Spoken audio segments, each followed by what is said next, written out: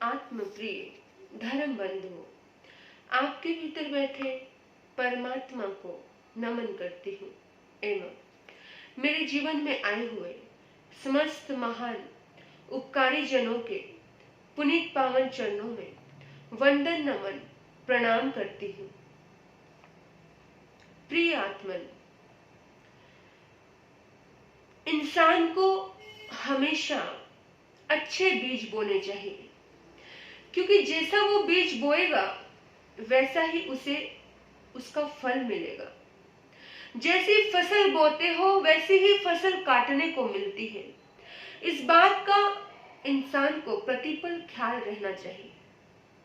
तुम तरक्की कर रहे हो, आगे बढ़ रहे हो, आगे बढ़ती शिखर की दौड़ में तुम दौड़ते जा रहे हो। रास्ते में तुम्हें बहुत से लोग मिलते हैं, उन्हें आंखें तरेड़ के मत देखो, उन्हें आंखों को घूर कर मत देखो। उन लोगों का सम्मान करके आगे बढ़ो, क्योंकि यही लोग तुम्हें नीचे उतरने में भी मिलेंगे। जो लोग तुम्हें आगे, जब तुम आगे बढ़ रहे थे तब वो मिले थे, जब तुम नीचे उतरोगे तब भी तुम्हें वो मिलेंगे। सीढ़ी के ऊपर जब तुम जा रहे हो तब भी वही सीढ़ियां होती है, और जब तुम सीढ़ियों से उतर रहे होते हो तब भी वही सीढ़ी होती है। तो उतरना और चढ़ना ये जिंदगी में लगा रहता है। शिखर पर कोई नहीं टिकता है। सीढ़ियां बनती ही इसलिए है कि तुम चढ़ सको और उतर सको। मेरे बंधु, लेकिन हम लोग सोचते हैं कि हम सिर्फ चढ़ना ही जानते हैं, हम उतरना नहीं जानते। तो ऐसा है नहीं, ये नियम है। इस नियम को हमें समझना पड़ेगा। इंसान को हमेशा अपना भविष्य अगर बनाना है तो वर्तमान में अच्छे कर्म करने पड़ेंगे। जो तुमने अतीत में किया वो एक दिन वर्तमान में आकर के खड़ा हो जाएगा, और जो तुमने वर्तमान में किया वो तुम्हारे भविष्य में खड़ा हो जाएगा। तो हम कनेक्ट है, हमारा अतीत, हमारा वर्तमान और हमारा भविष्य। तो इसलिए बड़े सोच समझ के हमें अपनी जिंदगी में कर्म करने चाहिए। कर्म यानी कि फल जो आपको मिलेगा, जो परिणाम मिलेगा, वो फल किस लिए मिलेगा? जो कार्य आपने किया, जो कार्य आपने किया उसी का तो परिणाम मिलेगा। जो कर्म आपने किया उसी का तो परिणाम मिलेगा। कर्म अच्छा किया तो अच्छा परिणाम मिलेगा, कर्म बुरा किया तो बुरा परिणाम मिलेगा। अब निर्णय आपके हाथ में है कि आपको क्या करना है, आपको कैसा परिणाम चाहिए। हर व्यक्ति कहेगा कि आम मिले, रसीले फल मिले, कांटे और बबूल तो कोई नहीं चाहता। लेकिन काम कांटे और बबूल का करता है। काम तो बबूल का पेड़ लगाने का कर रहा है, लेकिन इंसान सोचता है कि बबूल के पेड़ से मुझे आम मिल जाए। ऐसा कभी नहीं होता है। सुख दिया सुख होत है, दुख दिया दुख होए। इस बात को ध्यान रखना कि जो तुम देते हो, जो तुम बोते हो, वही तुम्हें मिलता है। जो तुमने दिया नहीं, जो तुमने बोया नहीं, वो तुम्हें कभी मिलता नहीं। एक किस्सा जो मैंने पढ़ा और मेरी इच्छा हुई कि मैं आपसे साझा करूं, कि बड़ा प्यारा किस्सा है। मेरे अंतरात्मा को ये किस्सा छू गया। बड़ा गहरा है, बात बड़ी गहरी है। हुआ ऐसे, एक राजा के मन में इच्छा जागी कि मैं ऐसा कुछ विशेष बड़ा काम करूं जिस काम को करने के बाद दुनिया मुझे बहुत याद रखे। अक्सर लोगों की इच्छा होती है कि कुछ ऐसे कार्य करने की इच्छा होती है। पुराने जमाना था, राजाओं को इच्छा होती थी। जैसे एक राजा के मन में इच्छा आई कि मैं ताजमहल बना दूं मेरी मुमताज की याद में। तो ऐसे ही राजाओं के मन में कुछ ना कुछ इच्छाएं प्रकट होती रहती है और उसके मन में इच्छा जागी कि मैं कुछ ऐसा निर्माण करूं कि दुनिया उसे देखने आए, कुछ ऐसी प्रदर्शनी लगाऊं, कुछ ऐसा करूं कि लोग उसे देखते रहे, लोग कहें कि अरे घूमने जाना है, देखने जाना है, तो वहां पर चलो। मंत्रियों से सलाह की, सभी मंत्रियों ने कहा कि ठीक है राजन, हाँ आपने जैसा चाहा है हम वैसा कुछ करते हैं। ऐसा विशाल, बड़ा, सुंदर, मन लगने वाला, जिसमें आनंद आए ऐसा महल बनवाने के लिए उसने बोला। एक प्रसिद्ध शिल्पकार को ढूंढ लिया, शिल्पकार को बोला कि तू अपनी निगरानी में इसको बनाएगा, अपने डायरेक्शन में इसका पूरा काम संभालेगा, पूरा देखेगा, तुझे सब करना है, तू बहुत प्रसिद्ध है, तेरी बड़ी तारीफ सुनी है सबसे, बहुत नाम सुना है, तूने बड़े बड़े काम किए हैं, अब तुझे ये काम भी करना है।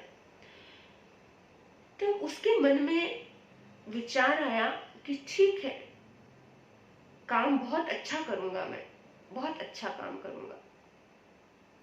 ऐसा सोच के उसके मन में दूसरी बार विचार आया कि कमाई का बड़ा अच्छा मौका है, इतना अच्छा मौका कभी दोबारा मिलेगा नहीं, और राजा के पास क्या धन दौलत की कमी है भला, जितना धन ले सकता हूं ले लूं। लाखों हजारों स्वर्ण मुद्राएं उसने महल के लिए ली और विचार करने लगा कि मैं कहां कहां पर कमा सकता हूं। अक्सर ऐसे लोग होते हैं ना जो सोचते हैं कि मेरी यहाँ कमाई हो जाएगी, मेरी यहाँ कमाई हो जाएगी, मेरी यहाँ कमाई हो जाएगी, और दूसरे का नुकसान करते हैं वो। उन्हें पता नहीं चलता है कि वो दूसरे का नुकसान नहीं, वो खुद का ही नुकसान कर रहे होते हैं। लेकिन इंसान करता है अपनी कमाई करने के लिए, यानी कि कुछ लोगों के काम होते हैं जो घर बना करके बेचते हैं, उनके लिए ये बहुत जरूरी बात है, उन्हें भी सुनना चाहिए। प्रॉपर्टी डीलर होते हैं, बड़े बड़े बंगले बनाते हैं। मैं ये नहीं कहती कि सब लोग एक ही विचारधारा के होते हैं, लेकिन बहुत बार लोग ऐसे होते हैं जो खुद का फायदा ज्यादा देखते हैं कि मेरा फायदा हो जाए, दूसरे का नुकसान होता भी है तो चलेगा। लेकिन कुछ लोग ऐसे नहीं भी होते हैं, पर समझना है हमें कि अगर हमारा मन ऐसा है तो हमें समझना है। तो उसके मन में ऐसी भावना आ गई कि भाई पैसा कमाने का बड़ा अच्छा साधन है, बहुत बहुत समय से ऐसा साधन मुझे मिला है कि इतना पैसा लगेगा, मैं यहाँ यहाँ बचा लूंगा और मैं तो करोड़पति हो जाऊंगा, फिर मुझे इतनी मेहनत करने की जरूरत नहीं पड़ेगी। वो सोचता है कि मैं बाहर से महल को इतना दर्शनीय बनाऊंगा, इतना अद्भुत और इतना सुंदर बनाऊंगा कि किसी को भी शंका नहीं आएगी, और बीच में सीमेंट के स्थान पर क्या लगा दूंगा, सीमेंट के स्थान पर रेत लगा दूंगा, सीमेंट में रेत मिला दूंगा, या ऐसे मटेरियल में कुछ घपला कर दूंगा, यहाँ यहाँ मुझे बच जाएगा। वो ऐसे ऐसे सोचने लगा। बाहर से इतना सुंदर और अंदर से एकदम खोखला, राजा को पता ही नहीं चलेगा कि मैंने क्या काम किया है, लेकिन बड़ा अच्छा लगेगा, अद्भुत लगेगा। ऐसा सोच करके उसने काम प्रारंभ कर दिया। उसने पैसा बचाना शुरू कर दिया, कोशिश किया उसने, है ना। तो सीमेंट में बड़ी मेहनत की उसने, साल लग गया, 2 साल लग गए, और इतना सब करने के बाद सीमेंट में रेता मिलाया, ये किया वो किया, मेहनत तो थी ना।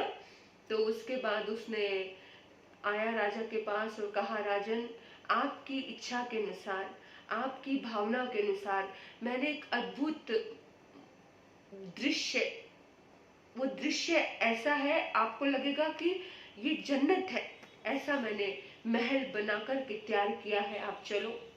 सभी के साथ पूरा काफिला गया, पूरे काफिले के साथ वो देखने के लिए गए।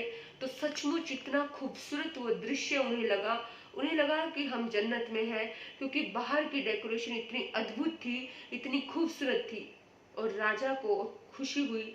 राजा ने कहा कि क्या ही तुम्हारा पहला अभ्यास था? बोला बिल्कुल महाराज, पहला अभ्यास था मेरा। तो राजा के मन में एक विचार आया कि जब हाथ इंसान के बार बार इंसान वो काम करता है तो वो और अच्छा कर पाता है। तो उसने कहा कि देख, भरी सभा में उसने कहा कि मैं आज तेरे से बहुत खुश हूँ, इतना खुश हूँ, इतना खुश हूँ कि मैं आज तुझे कोई गिफ्ट देना चाहता हूँ। अब वो तो बहुत खुश हो गया, वो तो अंदर अंदर इतना प्रसन्न हो गया, इतना आनंदित हो गया। वो सोचता है कि क्या बात है, मुझे गिफ्ट? हाँ, आज तुझे मैं बहुत बड़ा पुरस्कार देना चाहता हूँ, आज मैं शिल्पकार का सम्मान करना चाहता हूँ। तूने जो इतनी बड़ी कला दिखाई है, भेंट स्वरूप में तुझे कुछ देना चाहता हूँ। ये सुनकर के उसके मन में इतना आनंद आया, इतनी खुशी आई, इतना मतलब चेहरा इतना खिल गया, उसका मन एकदम से खिल गया। क्या बात है राजन, सच में आप इतना खुश हो? आप मुझे पुरस्कार देना चाहते हो? बोला हाँ, मैं चाहता हूँ। कहते हैं कुछ लोग दान इसलिए भी देते हैं ताकि उनका नाम अमर रहे, है ना, ताकि दुनिया जाने मैं शाहजहां के जैसा नहीं हूँ कि भी ताजमहल बनाया, उन कारीगरों के हाथ कटवा दिए। मैं हमेशा के लिए अपनी यश कीर्ति को धूमिल नहीं करना चाहता हूँ। मैं चाहता हूँ कि मेरे हाथों ये इतना बड़ा विशाल महल जिस तूने बनाया और तुझे ही गिफ्ट कर दूं। मैं अपने लिए दूसरा और सुंदर, उससे भी अच्छा अद्भुत महल का निर्माण तेरे से करवाऊंगा, लेकिन ये मैं तुझे गिफ्ट कर रहा हूं। और जैसे ही शिल्पकार ने ये सुना कि ये भेंट मैं तुझे दे रहा हूं, ये पुरस्कार, इतना सुनते ही शिल्पकार के पांवों तले जमीन खिसक गई, क्योंकि शिल्पकार ने बहुत ज्यादा घपला किया हुआ था। शिल्पकार को लग रहा था कि बस एक बार मैं राजा को सौंप दूं, फिर जो मर्जी होता रहे, मैं कुछ भी नहीं, क्योंकि उसमें सारा का सारा मटेरियल फर्जी लगाया हुआ था। एक हवा का झोंका आता, कोई ऐसा तूफान आता, कोई ऐसी भयानक बारिश आती तो वो पूरा का पूरा ढह जाने वाला था। और एकदम से उसके मस्तिष्क में बार बार यही बात कौंध रही थी कि काश मुझे मालूम होता, काश प्रभु, हे भगवान, काश मुझे मालूम होता कि यही महल मुझे उपहार स्वरूप मिलने वाला है, मुझे पुरस्कार में मिलने वाला है। तो हे प्रभु, मैं इसे कमजोर कभी नहीं छोड़ता, मैं इसे खाली कभी नहीं छोड़ता, मैं इसे खराब कभी नहीं बनाता। यानी कि अंदर से तो उसने खराब ही बनाया था ना, बाहर से दिखावे के लिए उसने अच्छा बनाया था। तो काश मैंने रेते के स्थान पर सीमेंट लगा ली होती, काश मैंने, मतलब वो काश काश करता रहा है और उसका हृदय पश्चाताप की अग्नि में जलता रहा और वो एक शब्द भी बोल नहीं पाया। मेरी बंधुओं, ये जो किस्सा हमें बहुत बड़ा संदेश देता है, बहुत बड़ा। तुझे लग रहा होगा, हमें लग रहा होगा कि उस राजा ने ऐसा किया, एक ने किया, ऐसा नहीं होता।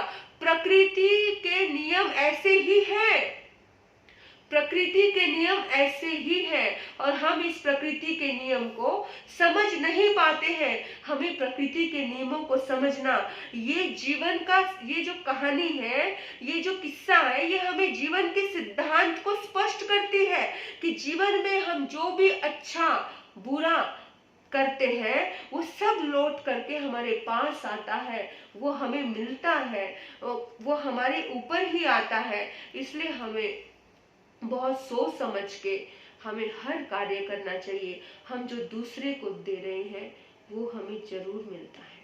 हम जैसा सोच कर देते हैं, हम जैसा सोच कर देते हैं वैसा ही हमें मिलता है। हम किसी का भला दिल से कर रहे हैं तो कोई हमारा भी भला दिल से करता है। हम किसी का दिखावे के लिए कर रहे हैं तो हमारा भी कोई दिखावे के लिए ही करेगा। तो इस बारे में हमें विशेष रूप से ध्यान रखना है कि प्रकृति का नियम है, जो बीज बोते हो वही बीज तुम्हें फल के रूप में खाना पड़ता है। जो कर्म तुम करते हो वही तुम्हें कर्म का भुगतान करना पड़ता है। तो हमें प्रतिपल सजग रहना है, प्रतिपल हम दूसरे का बुरा नहीं कर रहे हैं। हम कहते हैं हमने दूसरे का बुरा किया या दूसरे का भला किया, नहीं।